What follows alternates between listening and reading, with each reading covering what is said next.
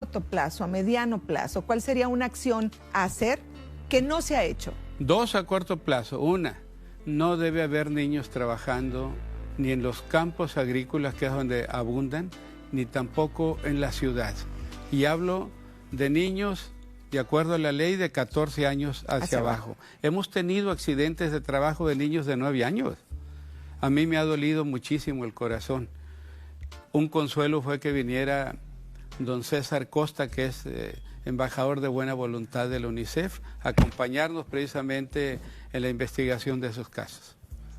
Por otro lado, estamos hoy en medio de una pandemia y yo creo que las autoridades, junto con la sociedad civil, tenemos que vigilar que no quede una sola persona sin la vacuna.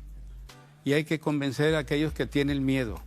Hace unos días yo estuve en una reunión donde me decía un vecino que él tenía miedo porque en los anuncios había visto que la aguja estaba de este tamaño y sentía que le iba a atravesar el brazo. Entonces lo dijo un tanto en broma, pero sí tenía miedo. Entonces yo busqué convencerlos para que se vacunen y creo que la autoridad es una de las cosas que tiene que hacer hoy, porque el derecho a la salud es un derecho humano y hay que buscar que las dudas que haya, despejarlas para que la gente pueda a plenitud ejercer ese derecho. ¿Y qué podemos hacer como sociedad? Ahorita lo acaba de decir, o sea, convencer a nuestros vecinos, amigos, familiares, decirles que es importante que nos vacunemos. Pero en el tema, por ejemplo, de los niños que vemos, pues usted lo ha dicho, tal vez trabajando en un semáforo, trabajando en algún lugar, ¿qué podemos hacer como sociedad? Porque a quienes nos preocupa y cómo podemos ocuparnos. Claro, el ayuntamiento, que es la autoridad más cercana a la sociedad, tiene mucho que hacer aquí.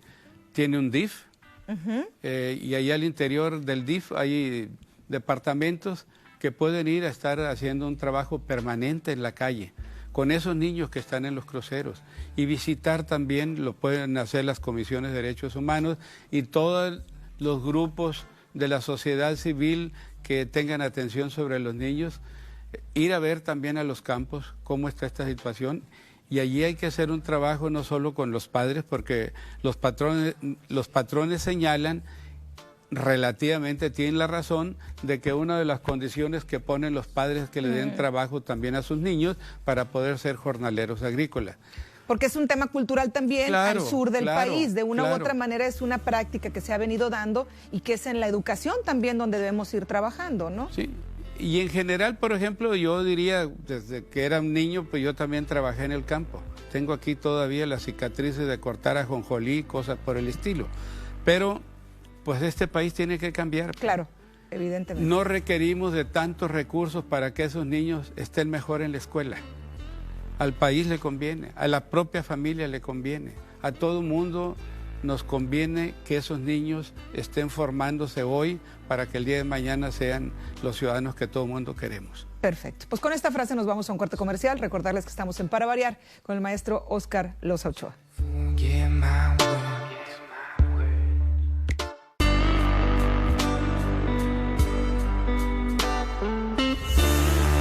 De regreso a Para Variar con el maestro Óscar Loza Ochoa, defensor de los derechos humanos en Sinaloa por muchísimos años, y precisamente en esta carrera inmensa de su vida, donde ha sido profesor, donde ha sido promotor de escuelas dentro de la Universidad Autónoma de Sinaloa, donde ha sido director de de dos escuelas preparatorias, bueno, el Costa Rica y el Dorado decíamos. ¿Director de qué escuela fue, profe? De la Emiliano Zapata. Yo fui el último director, siendo la Zapata una escuela popular. Okay. Yo le entregué a quien fue el primer director de paga, porque yo no la recibí, y después fui de la prepa central. ¿No le pagaban en ese periodo? No, pues era popular, era por cooperación. ¿Cómo va a ser eso? ¿En qué año fue esto? 1975, que fue el último año de popular de la Zapata. Bien, pues bueno, toda esta historia, un hombre con una gran trayectoria que aquí estamos conociendo. Sin embargo, sabemos que en todos estos años, 45, 40, ¿cuántos 43, años echando a perder el muchacho. 43, hay muchísimas historias pues, en su vida laboral. Y bueno, veamos el tema de la universidad, universitario de muchos años, desde jubilado luego de la universidad. Y ahí nace esta pasión por dar clases y por la lectura. Bueno, de dar clases había nacido antes. Yo fui alumno de una escuela normal rural que estaba en el estado de Nayarit, que la cerró el gobierno de Díaz Ordaz. allí ahí nace la pasión por dar clases. Pero cuando cierran la escuela, a mí me mandaron a Sonora, a la Escuela Normal Rural del Quinto, y de ahí me corrieron. No por mal alumno, por grillo, siempre les he dicho yo, ¿no? Pero me vine a la universidad y creo que aquí renació esa pasión por continuar en el aula, ¿no? Y así lo hice. Y así estuvo hasta hace muy poco tiempo, porque se acaba de jubilar y acaba de dejar de dar clases, pero la verdad es que muchísimos años, incluso como presidente de la Comisión Estatal de los Derechos Humanos, jamás dejó de dar clases. Nunca he dejado de dar clases, porque creo que una cosa elemental en la vida de un maestro es no separarse del aula. Me dolió incluso, créame que lloré cuando me jubilé, y no por el gusto de porque me alejaba, no, al contrario, por la pena de dejar un aula. Qué maravilla, porque además la pasión ahí está. Entonces, para usted jamás fue un sacrificio estar ahí a las 7 de la mañana, cada mañana. Antes de las 7, me decían siempre. ¿Usted es de los maestros que llegaba, que esperaba a los alumnos casi ahí en el aula, o cómo estaba? Sí, esperaba yo que terminaran de barrer los conserjes, porque en los últimos años tenía tecnología, llegaba, instalaba el cañón, la computadora y el cañón, y dejaba todo listo, y a las 7 comenzaba a pasar lista, y me decían, oiga, pero es que aquí dicen que hay 15 minutos de tolerancia, y yo siempre le dije a mis alumnos, cuando ustedes se inscribieron, ¿a qué hora le dijeron que comenzaban las clases? A las 7. Pues estoy comenzándola. Así es. Solo les digo, tenía algunos alumnos que no eran de la ciudad, por ejemplo, una muchachita que venía aquí de Sanalona, y me decía, profe, pues yo me vengo en el primer camión. Ok. Entonces, si este camión llega a las 7:10, pues de ahí me desprendo yo y se la disculpaba. Había otra de Las Flores, que está de aquel lado de Tabalá, y pues había que esperar a la hora que llegaran. Ahí no había problema. Pero tenía un alumno que vivía contra esquina de la preparatoria, y el que llegaba más tarde. A ese sí lo regañaba. Por supuesto que claro. Sí. Profe, ¿de qué materia? De Historia de México. Y durante el tiempo en que hubo ética, también di ética. Son de las cosas que yo lamenté mucho, que quitaran esa materia cuando había ausencia de valores de alguna manera en la sociedad, y que no la hubiera, ¿no? Y que hoy la verdad es que pues este tema de la ética está volviendo con el tema de los valores, ¿no? De una u otra manera modificado. Pero bueno, decíamos, economista de profesión.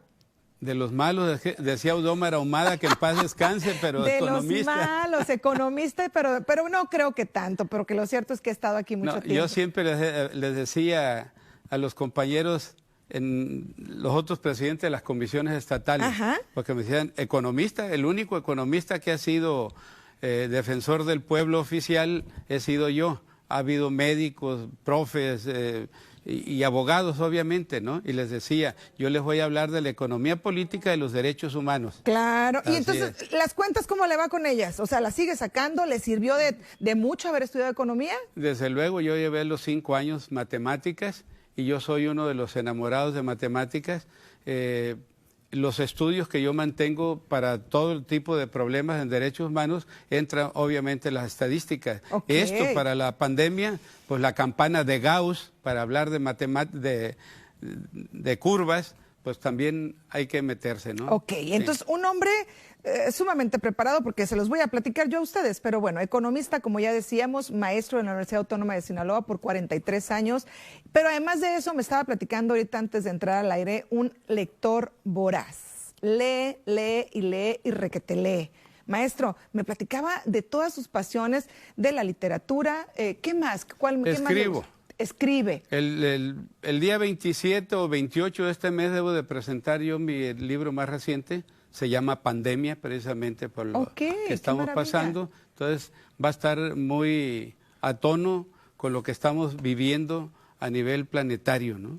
Claro. Y entonces, después de todo esto, ¿cuál es su pasión? Digo, estoy escuchando que lee, estoy escuchando que escribe, pero ¿qué lo mueve en la vida? ¿Qué lo mueve en la vida hoy? En este tema de pandemia, ¿qué lo lleva a hacer cosas diferentes? ¿Qué lo lleva a escribir? Hubo un problema en medio, falleció un hermano mío, José Atanasio, el día 27 de mayo, por COVID. Muere mi padre el día 19 de septiembre, posteriormente. Esas son las 2 grandes pérdidas que he tenido el año pasado. Pero un sobrino mío, que es ahorita el director del Hospital General en Los Mochis, enferma también en esos días de COVID, y yo le escribo una carta. Y en esa carta le menciono que este tipo de cosas deben de servir no solo para ser mejores, no solo para lamentar los que se nos están yendo, la gente que se enferma, la gente que queda sin empleo, sino que podemos rescatar desde el punto de vista literario lo que estamos pasando. Y yo le sugerí en eso que llevara un diario durante los días que él estuvo convaleciendo y que luego buscara convertirlo también en literatura. En eso está mi sobrino. Okay. Pero hay una parte que yo describo porque es... escribir es, como dice Elena Poniatowska, es un ejercicio que hay que mantener a diario para poder que ese oficio se convierta en un arte, pues, ¿no? No es de ocurrencias, es de escribir a diario. Entonces, yo describo cuando llega la vacuna aquí a Culiacán. Estuvieron esperándola todo el día y dice que hubo momentos, pues estaban tensos.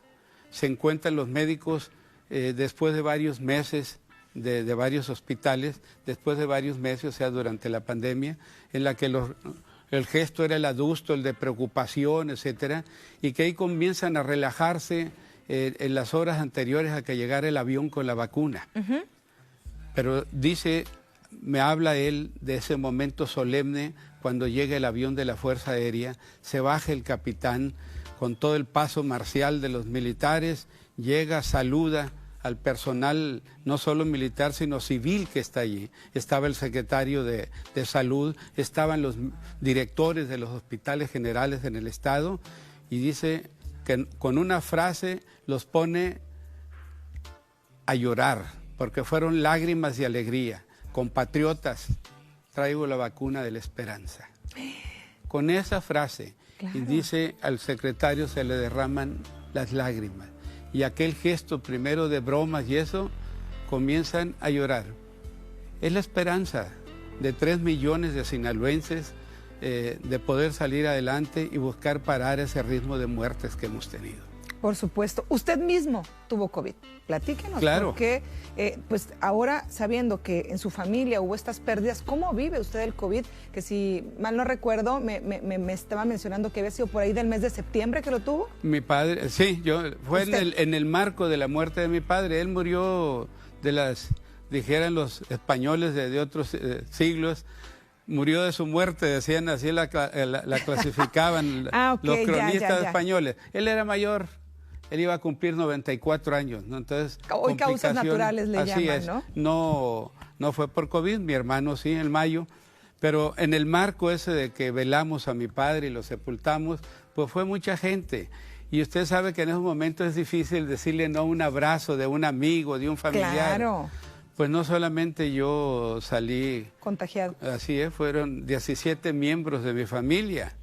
Ahí me lo va a dejar porque me va a platicar esta historia, cómo es que la familia lo vive y evidentemente él después de haber tenido algunas pérdidas. Pero bueno, esto será después del corte, vamos a un corte. Recordarles que estamos con el maestro Óscar Loza Ochoa platicando aquí en Para Variar.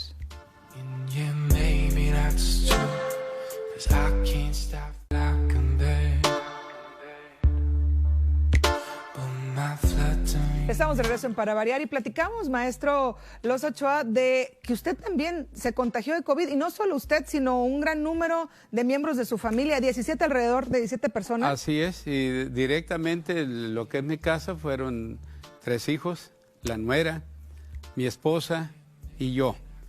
Y entre los hijos, uno en especial. ¿Todos, maestro? O sea, muchos de su familia cercana. Así es. Y uno de ellos, José, uno de mis hijos, hubo necesidad de internarlo, estuvo una semana en hospital, que fue pues, el que se vio más malito, ¿no?